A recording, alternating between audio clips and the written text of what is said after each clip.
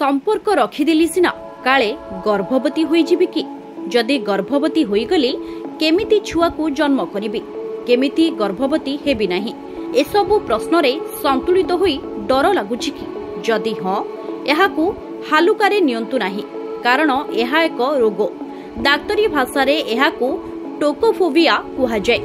एहा एमिति एक भय जेउथिरे महिला माने गर्भवती हेबा एवं संतान प्रसव करने को बहुत भय करती। एही भय पूर्व अनुभव स्वास्थ्य समस्या मानसिक चाप जोगु देखा देई पारे। तेबे टोकोफोबिया होइथिले कोन सबु लक्षण देखा दिए ओ एहार चिकित्सा कोन जानिछंती कि वीडियो को मूलरू शेष जाए देखंतु ओ समाधान पांतु।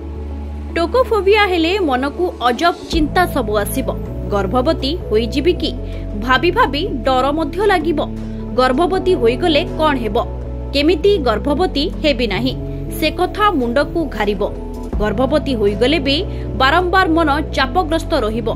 तेबे एभली समस्यार आपण सामना करूथुले आदौ व्यस्त हुअंतु नाही मानसिक स्वास्थ्य विशेषज्ञ साहाय्य रे एही भय कमी जाई पारे। थेरेपी माध्यम रे महिला माने सेमानंकर भय को बुझी पारिबे एवं नियंत्रण करि पारिबे। टको माने गर्भ प्रसव आ फोबिया माने डर। टकोफोबिया होछि गर्भवती महिला मध्य रे गर्भ प्रसव को लेके जो स्पेसिफिक डर थाए ताको टकोफोबिया कहती। टकोफोबिया बेसिकली दुई प्रकार गोटे होछि प्राइमरी टकोफोबिया और सेकंड होछि सेकेंडरी टकोफोबिया।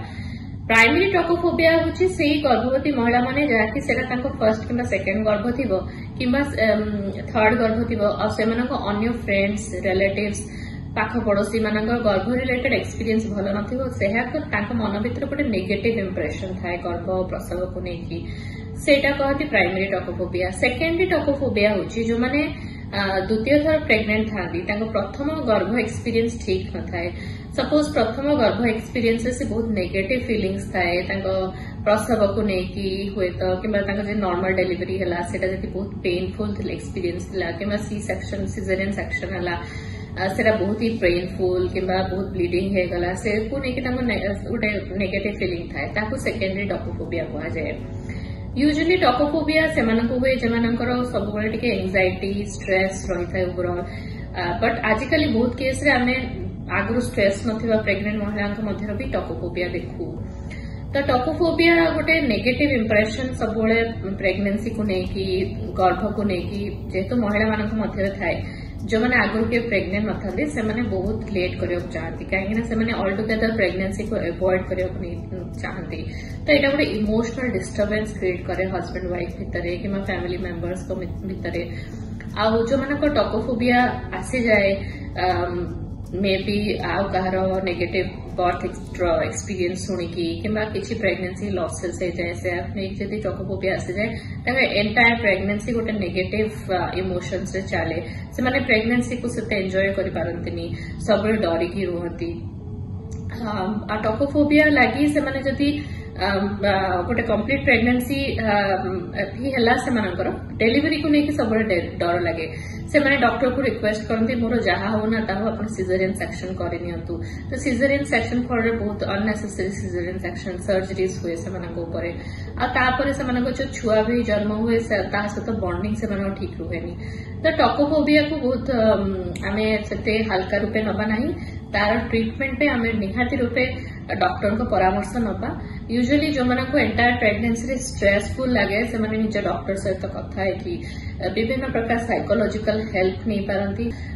टकोफोबिया को जमा इग्नोर करंतुनी प्रेगनेंसी रो जो स्ट्रेस थाए सेटा केबे जाएनी छुआ जन्म हला पर भी से स्ट्रेस सब रहे आ सेटा पोस्टमार्टम डिप्रेशन को भी लीड करे ओवरऑल सेटा गोटे नेगेटिव इंप्रेशन रुहे निजर बॉडी इमेज को लेकी चाइल्ड बर्थ को लेकी फ्यूचर को लेकी। गर्भधारणा एवं प्रसव विषय रे सठिक सूचना पाइबा द्वारा एही भय कमी जाए। महिला माने सकारात्मक कहानी सुनी आत्मविश्वास लाभ करि परिबे। एही समय रे परिवार एवं सांग मानक समर्थन अत्यंत गुरुत्वपूर्ण। महिला माने सेमानक भय को सेमानक सहित बांटी मानसिक स्तर रे शक्तिशाली होई परिबे। केतेक क्षेत्र रे डाक्तरक सहाय्य एवं औषध आवश्यक होई पारे। आजिकाली अनेक एही समस्या रे पीड़ित हेले भी काहाकू जणांती नाही।